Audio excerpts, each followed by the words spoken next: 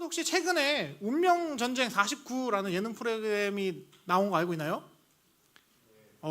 거룩한 친구들이 있어요. 아예 모르는 친구들. 자, 나 그거 봤다. 그쵸. 보면은 안 되는 프로그램이지만 볼 수 있어요. 목사님도 쇼츠로 떴기 때문에 조금 봤습니다. 그리고 심지어 사주팔자나 오늘의 운세, 타로 카드 이런 것도 본 친구 있어요? 그죠. 이때는 딱 눈치채고 안 들어야 되는 거야. 봤어도. 잘했어요. 오늘 목사님 한번 이것들에 대해서 좀 이야기를 해보려고 합니다. 사실 오늘 요즘 시대가 뭐 네이버만 들어가도 오늘의 운세를 쉽게 볼 수 있고 챗 GPT만 사용해도 사주팔자를 너무 쉽게 볼 수 있는 세상이 되었습니다. 심지어 미디어 매체도 아까도 말했지만 뭐 파묘나 운명전쟁 49나 천박사의 테마연구소나 등등등이 너무나도 쉽게 우리에게 노출돼서 우리가 그냥 그런 걸 봐도 아무 상관이 없나 보다라는 생각을 하게 만든다라는 거예요. 자, 그런데 교복을 입은 하나님 나라, 즉 예수님을 사랑하고 예수님을 섬기기로 선택한 우리는 과연 그런 것들을 해도 되는 것인지, 그런 미신들을 어떻게 대해야 하는 것인지 오늘 말씀을 가지고 깊이 있게 생각해 보려고 합니다. 일단 오늘 본문을 보면 이렇게 나와 있어요. 함께 같이 다시 읽어볼게요. 시작. 어떤 사람이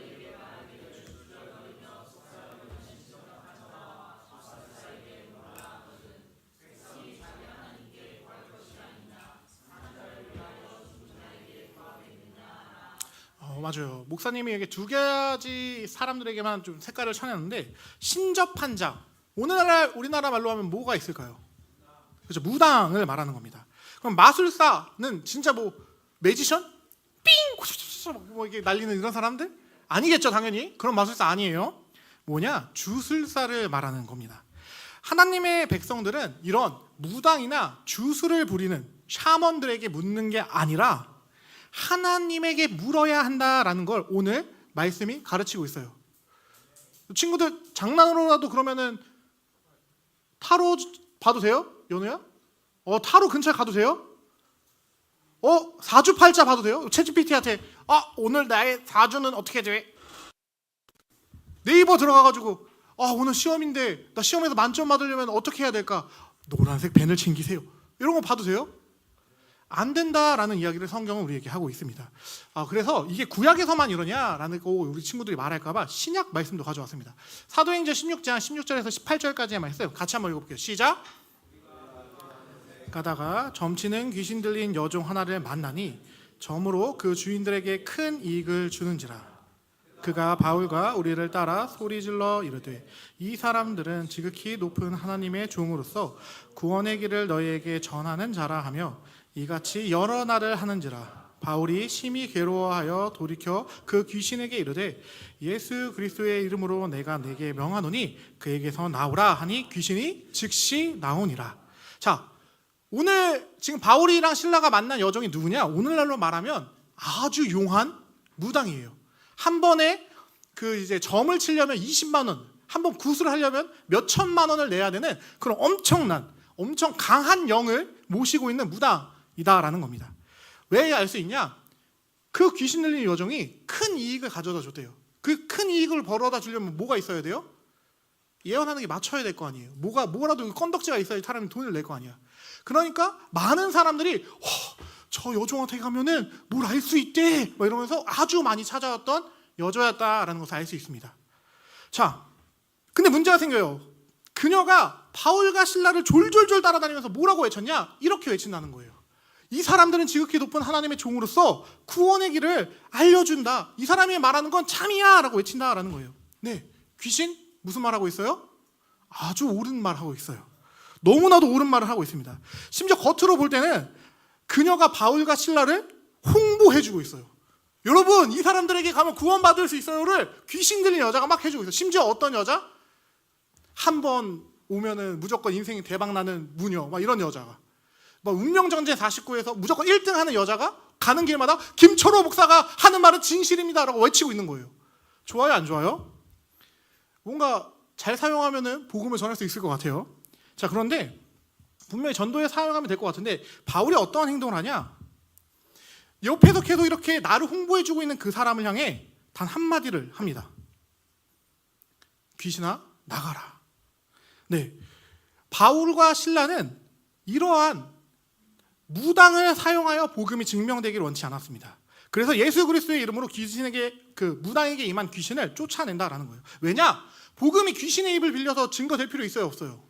없다라는 거예요. 그래서 그녀가 이제 귀신에게부터 이제 자유함을 얻게 됩니다. 성경은 오늘날 사람들이 쫓아다니는 무속과 주술, 귀신의 세력이 예수 그리스도의 이름 앞에서 굴복할 수밖에 없다라는 것을 아주 강하게 보여준다라는 거예요. 우리가 재미로라도 그러면 사주팔자 봐도 돼요, 안 돼요? 안 된다라는 거예요. 심지어 복음을 증거하는 일에 도움을 준 무당을 향해서도 바울이 뭐라고 말해요? 귀신아 나가라라고 말을 하는데, 우리가 어찌 그런 말도 안 되는 미신에 붙잡혀서 미신의 것에 흔들릴 수 있냐라는 거예요. 우리는 사주팔자, 신접한당, 무술, 주술사를 따라가는 게 아니라 살아계신 하나님께 기도함으로 나아가야 한다라는 거예요. 자, 근데 목사님이 막 이렇게 얘기하면 귀신 있는 것 같아요, 없는 것 같아요? 그렇죠.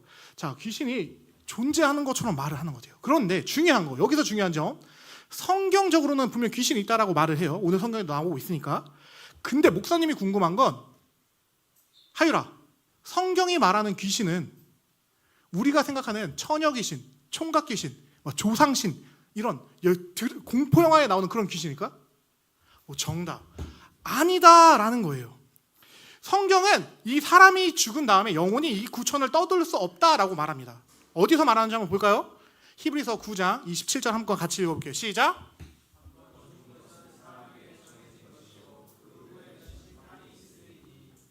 네, 분명히 말하기를 그 후에 지방령이 되어서 세상을 떠돈다 이런 얘기해요?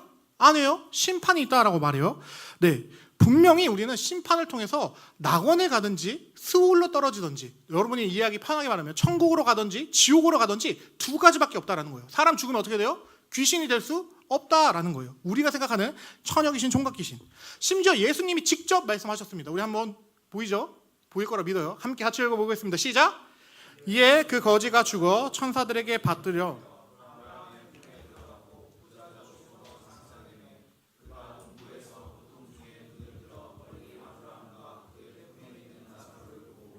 불러 이르되 아버지 아브라함이여 나를 긍휼히 여기사 나사로를 보내어 그 손가락 끝에 물을 찍어 내 혀를 서늘하게 하소서. 내가 이 불꽃 가운데서 괴로워하나이다. 아브라함이 이르되 예 너는 살아있을 때에 좋은 것을 받았고 나사로는 고난을 받았으니 이것을 기억하라. 이제 그는 여기서 위로를 받고 너는 괴로움을 받느니라. 그뿐 아니라 너희와 우리 사이에 큰 구덩이가 놓여 있어서 너희에게 건너가고자 하되 갈 수 없고 거기서 우리에게 건너올 수도 없게 하였느니라. 자, 무슨 말이에요? 사람이 죽으면 심판이 있고 그 다음에 아브라함의 품, 예수님은 아브라함의 품이라고 했죠, 낙원을. 아니면 음부, 불타는 지옥으로 들어간다라는 거예요. 자, 거기서 이동할 수 있어요, 없어요? 큰 구덩이가 있어서 볼 수는 있지만 이동할 수 없다라고 분명히 예수님께서 말씀하신다는 거예요. 그러면 사람이 죽은 다음에 귀신 될 수 있어, 없어, 현성아? 없다라는 거죠. 그러면 이제 우리가 좀 생각을 해봐야 합니다. 이게 성경이 가르친다라고 한다면 우리가 생각하는 그 귀신은 말이 되는 존재일까요? 일단 기본적으로 공포 영화에서 막 아파트에서 막 팜팜팜팜 이렇게 오고 막 갑자기 빰 이렇게 나타나고 막 이런 얼굴 막 기괴하게 변하고 이런 귀신 있을 수 없다라는 거예요. 심지어 이거 성경에서만 이렇게 말하냐? 여러분 궤도 알아요? 궤도? 궤도 몰라요? 그럼 이번에 만나보도록 해요. 어떻게 지평 좌표계로 고정을 하셨죠? 볼게요. 저는 알고 있는 얘기인데 이게 이제 그 지방령이라고 어디 한 군데 붙어 있는 귀신이 있어요. 맞아. 근데 실제로 이제 이 귀신이 우리 눈에 막 나타났다 사라졌다 한단 말이에요. 이거 자체가 지금의 물리 법칙이 적용이 안 되는 건데 그러면은 사실 중력이나 전자기력 같은 힘에 영향을 안 받는다는 거예요. 근데 우리가 지구 위에 멈춰 있을 수 있는 이유가 중력 때문이거든요. 만약에 그렇지 않은 귀신이라면은 지구가 1시간에 1,600km를 자전을 해요. 그리고 자전만 하는 게 아니라 이제 공전까지 하니까 1초에 30km씩 이동을 합니다. 그러니까 1초만 지나도 나는 지금 한국이 아니에요. 근데 심지어 태양계 자체가 초속 220km 공전을 하니까 귀신이 딱 몇 초만 지나도 그냥 우주공간에 혼자 있는 거예요. 그럼 이 친구가 외로워. 지방령 행세를 하려면 머릿속으로는 좌표 계산을 하면서 정확하게 그 위치에 고정을 시켜야 되고 그러니까 이게 자, 이게 무슨 얘기인지 알아요? 귀신은 과학적으로도 존재할 수 없다라는 거예요. 중력과 전자기력의 영향을 안 받는 존재가 초속 230km?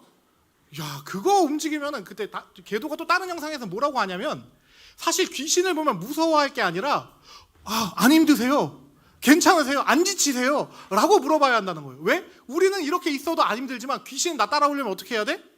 전속력으로 달려야 한다라는 거예요. 그러니까 말이 안 된다라는 겁니다. 즉 무슨 무당들이 말하는 점을 봐준다고 하는 신이나 무슨 자신들이 무슨 신을 모시고 있다라는 그 말은 과학적으로 이 지평자표계라는 것으로만 봐도 불가능하고 거짓이다라는 겁니다.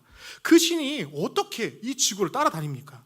또한 운명을 점칠 수 있다라고 말하는 타로 카드도 말이 될 수 없어요. 무슨 카드 하나를 가지고 카드가 역으로 있으면 무슨 뜻이고 정으로 있으면 무슨 뜻이고 심지어 그 카드는 또 이렇게 섞어가지고 뭐 우연처럼 뽑힌 그 카드 안에 어떠한 의미가 담길 수 있겠느냐라는 거예요. 즉 성경은 우리에게 말합니다. 우리의 인생은 카드나 운세, 팔자에 달려있지 않다라고 말이에요. 누구의 손에 달려있다? 하나님의 손에 달려있다라고 분명하게 말한다라는 거예요. 그래서 우리 성도는 불안한 것을 점으로 해소하는 사람이 아니라 말씀과 섭리하시는 하나님, 여호와 하나님을 바라보며 그분을 신뢰하며 나가야 한다라는 거예요. 그래서 이사야서도 이렇게 말하는 겁니다. 그들에게 구하지 말고 백성이 자기 하나님께 구해야 한다. 산자를 위하여 죽은 자에게 구하지 말아라라고 이야기한다라는 겁니다. 자, 그럼 성경이 보면 귀신이라는 단어를 쓰고 있는데 이 귀신 무슨 말이냐? 사실 원어적으로 보면 귀신이란 말도 데모니우스라는 말을 써요. 이게 무슨 말이냐면 그냥 악한 영을 말하는 단어입니다. 어떤 인간의 영혼이 귀신이 된다라는 뜻이 아니라 마귀, 사탄 마귀, 악마의 수하에 부리는 영이 있는데 그 영들이 성경이 귀신으로 번역했다라는 거예요. 그럼 왜 귀신으로 번역했냐? 당시 처음 성경이 전래될 때 사람들이 악한 영이라고 해봤자 다 뭐로 이해해? 귀신으로 이해했기 때문에 그들의 이 문화적 이해를 그냥 무시하지 않고 성경 번역자들이 사용했다라는 거예요. 근데 이제 과학도 발전했고 우리가 이제 원어적으로도 해석할 수 있으니 이 귀신이라는 단어를 들을 때 이런 귀신을 생각하는 게 아니라 뭐 요즘 개그 콘서트에서 이렇게 하는 귀신 나온다는데 그런 귀신 생각하는 게 아니라 말씀 가운데서 말하는 귀신은 악한 영, 데모니우스를 말한다라는 것을 우리가 기억했으면 좋겠다라는 겁니다. 자, 그러면 이제 마지막인데 과연 당연히 사주팔자, 타로, 운세 보지 않는 거 당연한 거예요. 그런데 그것만 안 하면 바른 기독교인이냐라는 것을 생각해 보려고 합니다. 자, 미신은 성경이 가르치지 않는 대로 하면 사실 쉬워요. 그들과 가까이 하지 않고 만약에 내 핸드폰에 갑자기 뭐 내 관상이 아니라 뭐 내 사주팔자 떠도 뭐야 하고 지워버리면 돼요. 계속 멀리 하면 됩니다. 근데 문제는 더 무서운 건 뭐냐? 우리 신앙이 미신에 섞여 있을 때가 있다라는 거예요. 미신은 꼭 무당집이나 사주팔자 카페에만 있는 게 아니라 성경이 말하지 않는 대로 내가 만든 삼위일체 하나님이 성경이 말하는 대로 믿지 않고 내가 원하는 신을 만들어 놓고 내가 원하는 예수님을 만들어 놓고 이게 맞아라고 주장하는 것 자체가 미신적이다라는 겁니다. 이를테면 목사님이 자주 말하는 이 내가 만든 신의 개념이에요. 물론 이거 목사님이 만들었을까요? 아니겠죠. 이걸 처음 만드신 분은 바로 팀 켈러 목사님입니다. 팀 켈러 목사님이 내가 만든 신에서 이것이 얼마나 위험한 건지 알려주셨습니다. 또한 팀 켈러 목사님만 아니에요. 한국 목사님들 중에서도 아주 많이 썼어요. 김형희 목사님은 우리가 하나님을 오해했다라는 책을 통해 내가 만든 신이 아닌 성경의 하나님을 믿어야 한다라고 강조했으며 또한 손재익 목사님은 더 근본적으로 하나님 자체를 오해하는 게 어디서부터 시작됐냐? 우리가 성경을 오해했다라는 책을 통해서 성경 자체를 오해하고 있기 때문에 내가 만든 신을 하나님이라 착각하는 거다라는 지적을 한다라는 겁니다. 근데 이것뿐만 아니라 더 오래된 책이 있어요. 이 책들보다 더 오래된 책 뭐냐?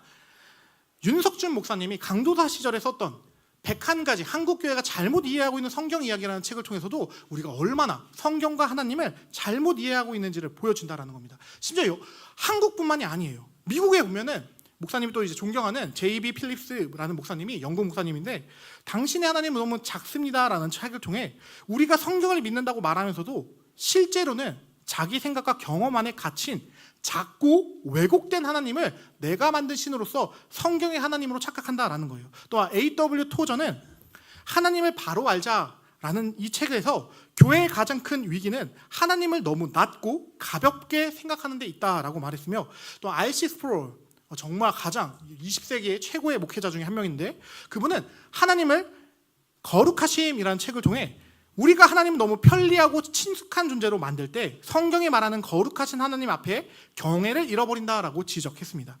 목사님이 만약에 미국에 유학을 가게 된다면 반드시 가고 싶은 학교가 있었는데, 거기가 바로 웨스트민스터 신학대학교인데, 거기 조직신학 교수님이 마이크 로튼 교수님도 이런 책을 썼습니다.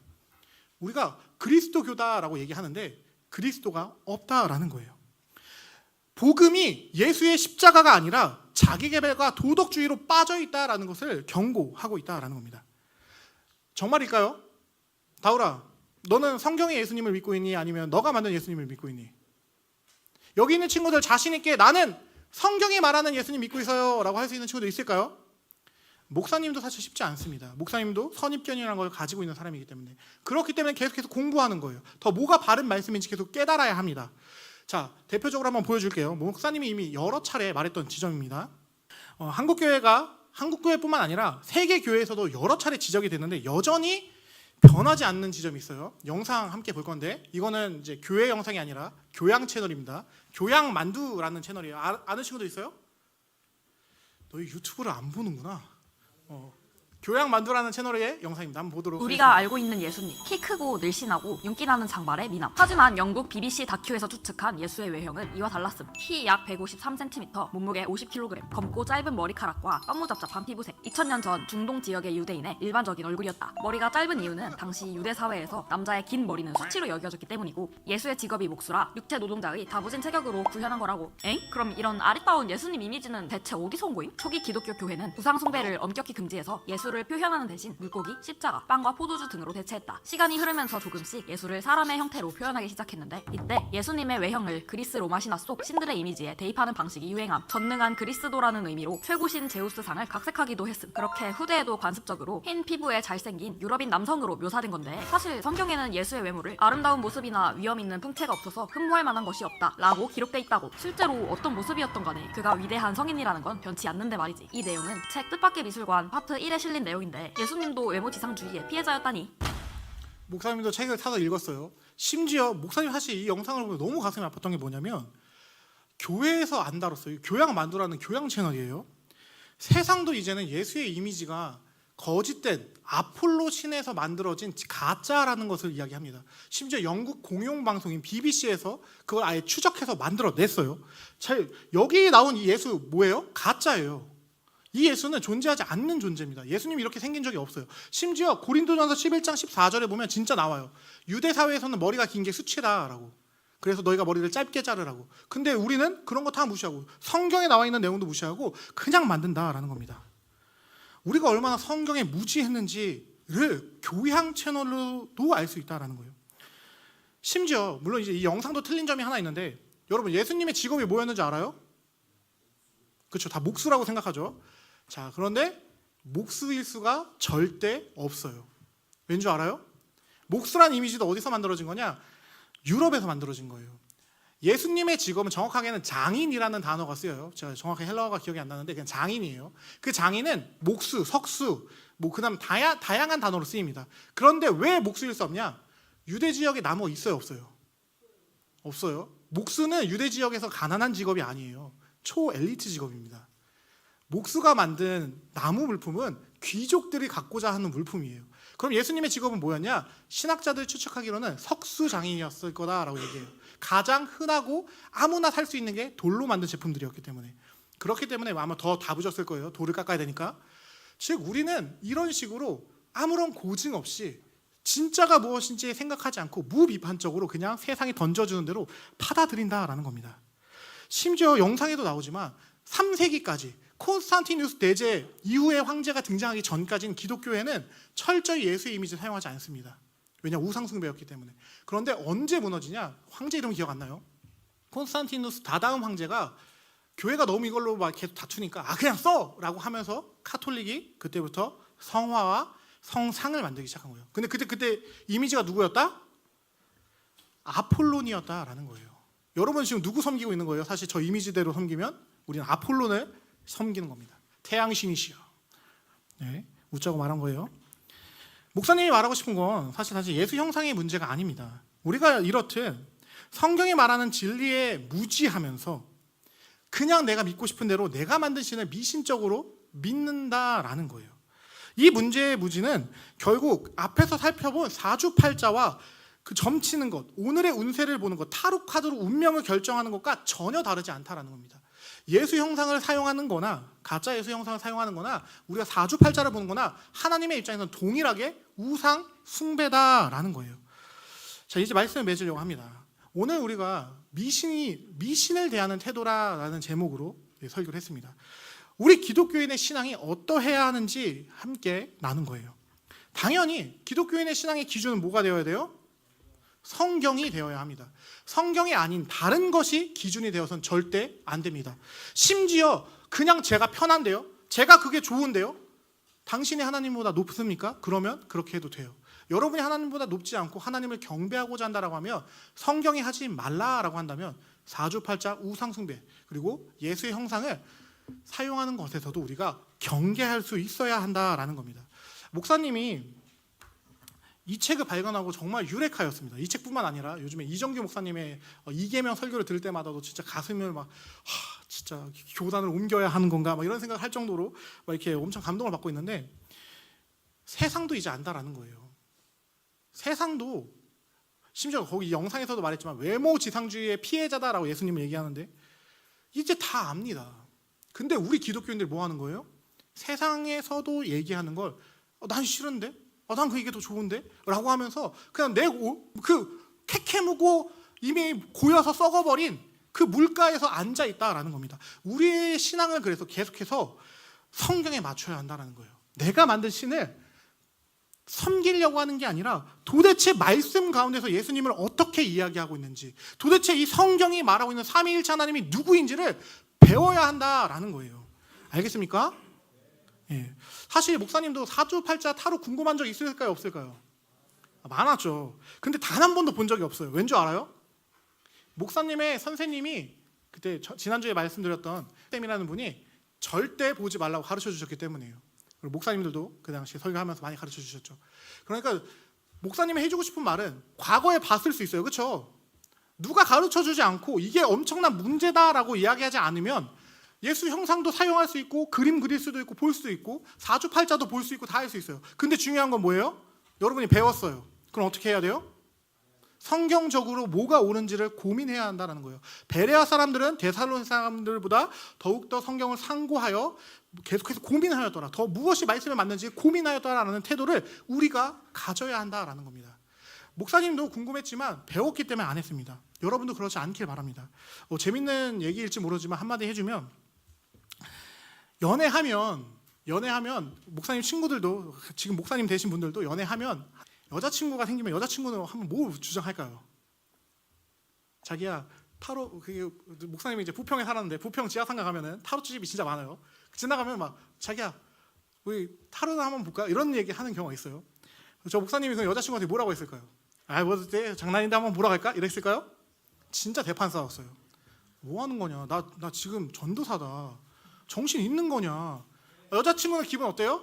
기분 나쁘니까 뭐라고 하죠? 그 장난으로 말하는 순간을 하는데 절대 저는 양보가 없었기 때문에 대판 그날 싸웠습니다. 물론 이 사람은 누구예요? 우리 아내가 아니에요. 전 여친이에요. 우리 아내는 그런 거 하지 않아요. 우리 아내는 저보다 신앙이 더 좋은 여자입니다. 예. 물론 해볼 수 있다라고 생각해요. 해볼 수는 있어요. 그런데 이제부터 깨달은 지금부터는 뭐 하자? 우리가 하지 말자라는 이야기를 들려주고 싶은 겁니다. 자, 만약 이 가르침을 처음 듣는 친구들이 있다면 이제라도 바르게 믿길 바라고 성경대로 미신을 멀리하고 내가 만든 신도 버리는 저와 여러분, 그래서 사주팔자, 운세, 미신, 예수 형상, 그다음에 내가 만든 신 등등등을 다 멀리할 수 있는 성경이 가르치는 하나님을 바로 바라볼 수 있는 저와 여러분 되길 바랍니다. 그래서 이사야가 말하는 것처럼 신접하는 자와 마술사에게 묻는 게 아니라 하나님께 묻는 저와 여러분이 되길 간절히 소망합니다. 오직 성경이 가르치는, 다른 거 다 필요 없어요. 우리의 최종 권위이자 신앙의 근거는 성경입니다. 성경 외에는 다른 것을 바라볼 필요가 없다라는 걸 기억하며 성경대로 신앙하는 저와 여러분이 되길 간절히 소망합니다. 이 시간 목사님의 말씀 기억하며 기도하도록 하겠습니다.